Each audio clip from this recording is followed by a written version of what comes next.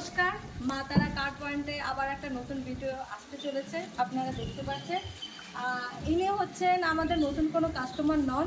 ইনি আগেও আমাদের কাছ থেকে গাড়ি নিয়েছেন, ব্যালেনো গাড়ি। উনি স্যাটিসফাইড হয়ে উনি গাড়ি নিতে এসেছেন। আপনারা দেখতে পাচ্ছেন একটা গাড়ি উনি নিচ্ছেন।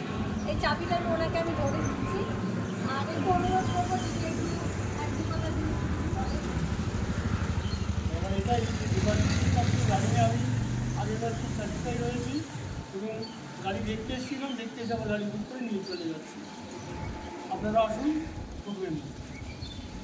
অনেক ধন্যবাদ।